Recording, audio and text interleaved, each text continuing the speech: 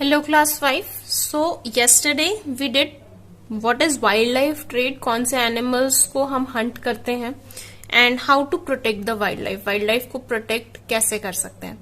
But ये wild life को protect करना जरूरी क्यों है, ठीक है। तो इस चीज को आज हम डिस्कस करेंगे through two things, food chain and food web. पहले हम रीड करते हैं, रीड करने के बाद हम इस टॉपिक को बहुत डिटेल में देखेंगे। सो देखिए, food chain is a process of who Yeats हुम, कौन किसको खाता है। ये कोई चेन अगर मुझे बताती है तो उसे मैं क्या कहूंगी, food chain. A food chain shows how each living organism gate its food. Food chain ये बताती है कि हर ऑर्गेनिज्म को अपना फूड कैसे मिल रहा है, अपना खाना कैसे मिल रहा है। For example, leaves eaten by a caterpillar, caterpillar is eaten by a frog. देखिए यहाँ पे एक बहुत अच्छा एग्जाम्पल फूड चेन का गिवन है, हम इसको पहले देखते हैं। देखिए लीव्स को कौन खा रहा है, कैटरपिलर खा रहा है। लीव्स क्या है, प्रोड्यूसर है। लीव्स को हम प्रोड्यूसर बोलते हैं, क्यों? क्योंकि इन्होंने सनलाइट की हेल्प से बाय प्रोसेस ऑफ फोटोसिंथेसिस अपना खाना खुद बनाया। तो green plants are producers. Consumers कौन है, जो प्लांट्स के ऊपर डिपेंड कर रहे हैं अपने खाने के लिए, ठीक है। सो देखिए, कैटरपिलर ने क्या किया, लीव्स को खाया। अब वहां पे ग्रास में एक मेंढक भी था, फ्रॉग भी था। अब फ्रॉग तो ग्रास नहीं खाता है, लीव्स नहीं खाता है, वो किसको खाएगा, कैटरपिलर को खाएगा। किसको खाएगा, कैटरपिलर को।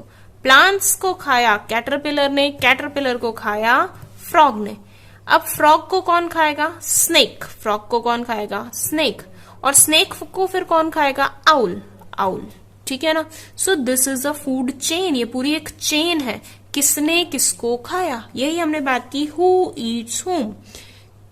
हर ऑर्गेनिज्म को अपना खाना कहाँ से मिल रहा है, ठीक है, और कौन किसको खा रहा है, यही कौन बताता है, हमारी फूड चेन बताती है। अब इसके अलावा भी बहुत डिफरेंट फूड चेन्स हो सकती हैं। फॉर एग्जाम्पल, ग्रास है, ग्रास को किसने खाया, डियर ने खाया। डियर को किसने खाया, लॉयन ने खाया। फिर लॉयन को मरने के बाद किसने खा लिया, स्कैवेंजर्स ने, ईगल वगैरह ने खा लिया, ठीक है ना, मरने के बाद। सो this is also a food chain, ये भी क्या है, एक तरह की फूड चेन है। मतलब किसने किसको खाया, this is food chain. Okay, food chain में एरो हमेशा खाने वाले की तरफ होगा, एरो हमेशा खाने वाले की तरफ होगा, ठीक है। ग्रीन प्लांट्स, ग्रास वगैरह हमेशा क्या है, प्रोड्यूसर है। और बाकी सभी क्या है, जो प्लांट्स पे डिपेंड कर रहे हैं, ये सब क्या है, कंज्यूमर्स हैं, ठीक है ना। ये क्या है, ये प्लांट्स के बने हुए खाने के ऊपर डिपेंड कर रहे हैं। देखो, अब अगर मान लेते हैं हम, कल हमने बात की थी कि अगर फ्रॉग्स बिल्कुल खत्म हो जाए, इतने सारे फ्रॉग्स को हम एक साल में खा रहे हैं, सो फ्रॉग लेग्स को हम खा रहे हैं, तो अगर फ्रॉग्स क्या हो रहे हैं, खत्म हो जाए। फॉर एग्जाम्पल, मैं इसको कवर कर लेती हूँ, ये फ्रॉग हो गया मेरा खत्म, अर्थ पे फ्रॉग एक भी नहीं है, अब फ्रॉग की स्पीशीज हो गई एक्सटिंक्ट। तो क्या होगा, कैटरपिलर को खाने वाला कोई नहीं है, कैटरपिलर को खाने वाला कोई नहीं है। स्नेक को खाना मिल नहीं रहा है, स्नेक को जब फ्रॉग्स नहीं मिलेंगे, खाना नहीं मिलेगा, तो स्नेक क्या हो जाएगा, मर जाएगा। सारे स्नेक्स मर जाएंगे धीरे धीरे, ठीक है, स्नेक्स मर गए। अब कैटरपिलर ने क्या किया, सारे प्लांट्स को खा लिया, प्लांट्स भी खत्म हो गए, ठीक है ना। अब स्नेक नहीं है तो आउल को खाना नहीं मिलेगा, आउल भी मर गया, सिर्फ कौन बचा, कैटरपिलर। थोड़े दिन तो कैटरपिलर की मौज हो जाएगी कि कैटरपिलर ने बड़े सारे प्लांट्स खाए, लेकिन उसके बाद क्या होगा, प्लांट्स खत्म, कैटरपिलर का खाना भी खत्म, कैटरपिलर भी खत्म, पूरी लाइफ अर्थ से खत्म हो गई, पूरी फूड चेन ही कोलैप्स कर गई, ठीक है। ऐसे एक और एग्जाम्पल देखो, अगर मैंने जो ये फूड चेन बनाई है, इस फूड चेन में मान लो डियर्स नहीं है अर्थ पे, डियर नहीं है अर्थ पे, तो क्या होगा, आगे पीछे वाली पूरी चेन डिस्टर्ब हो जाएगी। कैसे, डियर नहीं है तो लॉयन के पास खाना नहीं है, लॉयन मर जाएंगे। अब जब लॉयन मर गए तो ईगल के पास भी खाना नहीं है, हो सकता है वो दूसरों को खा रहा हो, लेकिन अभी के लिए हम ये मानेंगे कि यही एक खाना है, ठीक है ना।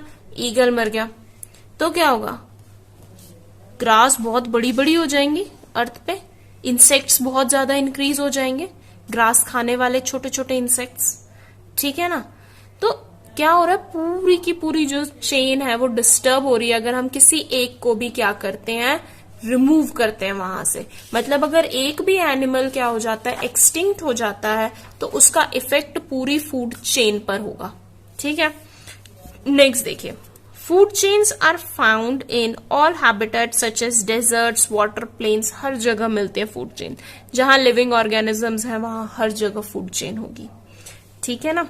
ना देखो, अब जो हमने ये बात करी वो यही है, if we destroy one link in a food chain we might end up by destroying the whole food chain. अगर मैंने फ्रॉग को खत्म किया तो पूरी फूड चेन हमारी खत्म हो रही थी। यही कह रहे हैं कि अगर हम एक लिंक को खत्म करें, एक लिंक को डिस्ट्रॉय करें, तो हो सकता है हम पूरी फूड चेन को ही खत्म कर देंगे। आई बात समझ में? This is the food chain. अब देखो, food web, it is also very important. Food chains मिलके क्या बनाती हैं, फूड वेब बनाती हैं। कैसे, देखिए, most animals are part of more than one food chain. अब स्नेक सिर्फ फ्रॉग को थोड़ा ही खाता है, और भी खाता है, रैबिट को भी खा लेता है। ठीक है ना। बड़े स्नेक्स जो है वो डियर्स को भी खा लेते हैं, माउस को भी खाते हैं। ठीक है ना। सो सिर्फ एक चेन का पार्ट थोड़ा ही है स्नेक, काफी सारी चेन्स का पार्ट है। ठीक है, तो they eat more than one kind of animals in order to meet their food requirements. एक से ज्यादा तरह का खाना खाते हैं। Such interconnected food chains are called food webs. इस तरह की जो इंटरकनेक्टेड फूड चेन्स हैं उन्हें हम क्या बोलते हैं, फूड वेब बोलते हैं। देखिए, food webs show how plants and animals are interconnected in many ways to help them survive in nature. Food chain तो हमें क्या बता रही है कि कौन किसको खाता है, और फूड वेब हमें क्या बताता है कि किस तरह से सभी ऑर्गेनिज्म एक दूसरे के ऊपर डिपेंड कर रहे हैं। ठीक है, अभी देखिए यहाँ पे एक बहुत ही अच्छी सी फूड वेब बनाई हुई है, तो पहले हम उसको समझते हैं, फिर हम अपना एक फूड वेब बनाएंगे। देखिए, ग्रीन प्लांट्स, ग्रीन प्लांट्स को कौन कौन खा सकता है, गोट भी खा सकती है, रैबिट, रैबिट भी डायरेक्टली डिपेंड कर रहा है, प्लांट प्रोडक्ट्स ही खाता है, रैट भी। ठीक है ना। अब गोट को जैकल भी खा सकता है, गोट को लॉयन भी खा सकता है, यहां से रैबिट को भी खा सकता है जैकल, यहां से रैट को वाइल्ड कैट खा सकती है, आउल खा सकता है, स्नेक खा सकता है। ठीक है, अब कैट को फिर से लॉयन खा सकता है। ओके, देन यहां पे स्नेक को कौन खा सकता है, ईगल खा सकती है। ठीक है, इन सबको मरने के बाद स्कैवेंजर्स तो खाते ही हैं। सो अब ये क्या बन गई, इसमें बहुत सारी फूड चेन्स हैं। एक फूड चेन देखिए यहां पर है, एक फूड चेन इधर है, एक यहां से है। ठीक है ना। So these are different different food chains. ठीक है, अब ये फूड चेन्स मिलकर क्या बना रही हैं, एक फूड वेब। वेब मतलब जाल। ठीक है ना, फूड जाल। ठीक है ना। अब देखो, नेक्स्ट इज, जब हमारे पास में गोट है, मान लीजिए अब यहां से हम किसी एक को वैनिश करते हैं, किसी भी एक को यहां से क्या कर दीजिए, वैनिश कर दीजिए। मान लीजिए मैंने कर दिया रैबिट को। अगर रैबिट नहीं रहा, रैबिट नहीं रहा, जेकाल को क्या खानी पड़ेंगी, गोट्स खानी पड़ेंगी। जेकाल ने बहुत सारी गोट्स खाई, लॉयन के लिए खाना कम हो गया, लॉयन मर जाएगा। ठीक है, गोट्स भी मर जाएंगी, इतना ज्यादा उनका कंजप्शन होगा तो। लॉयन मर गया, गोट मर गई, ठीक है, रैबिट मर गया हमारा। अब आ जाओ जेकाल के ऊपर। थोड़े दिन तो जेकाल ने बहुत सारी गोट्स खाई, उसके बाद उसके पास भी कुछ नहीं बचेगा, वो भी खत्म, इट ऑल्सो डाइज। ठीक है। सो इस तरह से पूरे के पूरे ऑर्गेनिज्म की वजह से पूरा फूड वेब आपस में इंटरकनेक्टेड है। अब लॉयन है, लॉयन की डेथ हो गई तो वाइल्ड कैट्स कोई नहीं खाएगा। ठीक है, वाइल्ड कैट्स ने बहुत सारे रैट्स खा लिए, बहुत सारे रैट्स खा लिए तो रैट्स खत्म, रैट्स खत्म हो जाएंगे तो आउल्स को कुछ नहीं मिलेगा खाने को। जब आउल को कुछ नहीं मिलेगा खाने को, रैट खत्म हो गए तो स्नेक को भी कुछ नहीं मिलेगा, स्नेक को नहीं मिलेगा तो ईगल को भी नहीं मिलेगा। दैट मीन्स ये तो पूरी फूड चेन ही क्या हो गई, फूड वेब ही क्या हो गया। सारे लिविंग ऑर्गेनिजम्स अर्थ पे एक दूसरे से कनेक्टेड हैं, एक को भी हम डिस्टर्ब करेंगे तो पूरी फूड वेब क्या हो जाएगी, खत्म हो जाएगी। So this is the whole concept of food chain and food web. Chain में हम सिंगल एक चेन की बात करते हैं, फूड वेब में बहुत सारी चेन्स इंटरकनेक्टेड है, जिससे हमें ये पता चलता है एक को भी डिस्टर्ब कर दिया, अगर एक भी स्पीशीज एक्सटिंक्ट हो गई तो हो सकता है ह्यूमन बीइंग्स भी अर्थ पर नहीं रह पाएंगे। ठीक है। सो इस तरह की एक फूड वेब आप अपने आप से बनाने की कोशिश कीजिए। Okay, next part is the care of animals. बहुत ही जनरल टॉपिक है, बहुत इजी टॉपिक है। देखिए, many animals are being affected due to the activities of man. Man is destroying a number of food chain and is there by destroying food webs. Human beings forest को cut कर रहे हैं। Forest cut करने की वजह से base ही खत्म हो जाएगा हर फूड चेन का, जिसकी वजह से एनिमल्स भी धीरे धीरे एक्सटिंक्ट हो जाएंगे। ठीक है ना। सो फूड चेन और फूड वेब्स को हम डिस्ट्रॉय कर रहे हैं। Now all such activities in turn affect man also. इन सभी एक्टिविटीज की वजह से हम पे भी असर पड़ेगा। जब कोई ऑर्गेनिज्म बचेगा ही नहीं, प्लांट्स ही नहीं रहेंगे, तो हम भी नहीं रह सकते। ठीक है। It is important for us to be more considerate towards animals. इसीलिए हमें कंसिडरेट रहना चाहिए, उनकी तरफ थोड़ा सा उनका ध्यान रखना चाहिए। ठीक है ना। We should not be cruel towards them. हमें उनकी तरफ बहुत क्रूएलिटी से बिहेव नहीं करना चाहिए। ठीक है ना। They are also living creatures. So cruelty prevent करने के लिए, उनकी तरफ जो बुरा बर्ताव हम करते हैं वो प्रिवेंट करने के लिए हमें क्या करना चाहिए? Do not throw polythene bags in garbage. Stray cattle can swallow them and they may die। Polythene वगैरह आपको कचरे में खाने की चीजों के साथ नहीं डालनी चाहिए। क्यों? क्योंकि जो स्ट्रे एनिमल्स हैं, बफेलोज, काउज, ठीक है ना, ये क्या करते हैं, खाने के साथ में उनको भी निगल लेते हैं, उनको भी एनगल्फ कर लेते हैं। तो बहुत सारे काउज वगैरह की, कैटल्स की क्या हो जाती है, डेथ हो जाती है, क्योंकि उनकी प्लास्टिक जो है उसको हम डाइजेस्ट नहीं कर सकते। ठीक है ना। कोई भी ऑर्गेनिज्म नहीं कर सकता उसको digest.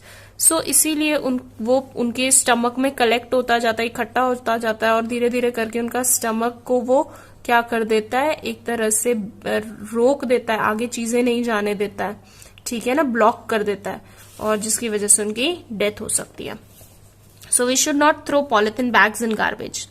Then do not put birds in cages and fishes in aquarium. Birds वगैरह को हमें केजेस में नहीं रखना चाहिए। दे शुड बी फ्री रहना चाहिए हर ऑर्गेनिज्म को। आपको अगर कोई केज में रखता है बंद करके, तो आपको कैसा लगेगा, right? So that is why bird should not be put in cages and fishes को भी एक्वेरियम में नहीं रखना चाहिए। फिशेज को भी पूरी बड़ी क्या मिलनी चाहिए, रिवर, ओशन, जहां पे भी, और लेक वगैरह जहां वो रहना चाहते हैं। ना they feel trapped in small spaces, क्योंकि उनको लगता है कि छोटी जगह में उन्हें ट्रैप कर लिया गया है। ठीक है ना। And their life span gets reduced. और अगर वो 5 ईयर जिंदा रहने वाले थे, तो हो सकता है उनकी डेथ 4 में ही हो जाएगी। So this is bad thing. Now, when visiting a forest, park or garden, one should not remove eggs of birds from their nest। ये बच्चे बहुत ज्यादा करते हैं। जब भी कोई पार्क वगैरह में हम देखते हैं कि चिड़िया ने, बेचारी ने इतनी मेहनत से घोंसला बनाया, छोटा सा नेस्ट बनाया, उसके क्या कर लेते हैं, रिमूव कर लेते हैं देयर एग्स को हम। ठीक है ना। So this is bad. Next is put some water in the earthen bowl and keep it outside, specially during summers. You will be able to see many birds coming there to quench their thirst. आप देखोगे कि बहुत सारी जो birds वगैरह हैं, उनके लिए मम्मी क्या करती हैं, बहुत सारा वो रख देती हैं, पानी रख देती हैं एक अर्दन बाउल में, छोटे से बर्तन वगैरह में, मेनली समर्स के टाइम पे, या बाहर भी रखते हैं अपने घर से बाहर स्ट्रीट में, ताकि जो स्ट्रीट डॉग्स वगैरह हैं और जो छोटे एनिमल्स हैं जो वहां रहते हैं आसपास में, वो क्या कर सकते हैं, अपनी प्यास बुझा सकते हैं, क्योंकि गर्मियों में बहुत पानी की जरूरत होती है। Now if you have pets, give them love and good care that they deserve. If the pet animals appear to be sick, take it to the vet.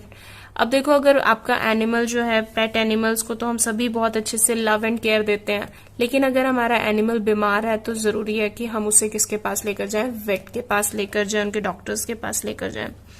Now talk to your friends about how to treat animals with kindness and respect। और आपको अपने friends के साथ भी बात करनी चाहिए। अगर कोई गलत बर्ताव कर रहा है किसी एनिमल के साथ में, तो आपको उनको रोकना चाहिए, मना करना चाहिए। ठीक है ना।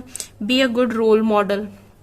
Next, visit and support your local animal rescue organization. अब एनिमल के रेस्क्यू के लिए भी, मतलब बचाने के लिए एनिमल्स को, अगर कहीं एनिमल्स फंस जाते हैं, तो एक अलग से ऑर्गेनाइजेशन होता है हर एरिया में। पता कीजिए कि आपके एरिया में इस तरह का कौन सा ऑर्गेनाइजेशन है, किस तरह से वो काम करता है, और उनकी हेल्प हम वॉलंटियर भी बन सकते हैं जब उन्हें जरूरत हो तो। ठीक है। Next, do you know, last one and it is very important, people for ethical treatment of animals. This is an organization जिसको हम शॉर्ट में बोलते हैं पीटा, PETA। ठीक है ना, is an animal right organization. It is largest animal right groups in the world. पूरी दुनिया का सबसे बड़ा ग्रुप है लोगों का जो एनिमल्स के लिए बात करते हैं, एनिमल्स के लिए क्या करते हैं, उनकी वॉइस को रेज करने का काम करते हैं. PETA's slogan is animals are not for us to eat, we are experiment on or use for entertainment. Animals उनका जो स्लोगन है वो क्या है कि एनिमल्स ह्यूमन बीइंग्स के लिए खाने के लिए या उनकी स्किन से कपड़े बनाने के लिए या फिर एक्सपेरिमेंट करने के लिए, एंटरटेनमेंट के लिए नहीं है. एनिमल्स की अपनी लाइफ है और उनको उनके राइट्स भी प्रॉपरली मिलने चाहिए. The organization focuses on 4 core issues: factory farming, next fur farming, and animal testing and animals in entertainment. आप देखते हो कि मूवीज वगैरह में आजकल जितनी मूवीज आती हैं वहां पे लिखा होता है कि एनिमल्स को हर्ट नहीं किया गया है while पिक्चराइजिंग दिस सीन. तो यहाँ पे ये जो चीजें हैं क्यों जरूरी हैं, क्योंकि अभी अवेयरनेस बढ़ गई है.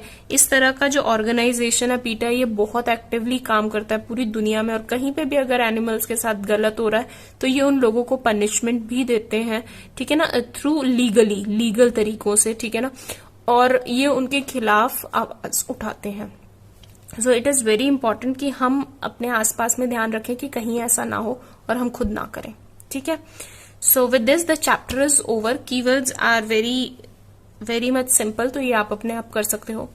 So goodbye everyone, and if you have any problem please comment below, and tomorrow we'll do with the exercises and the question answers. So goodbye everyone.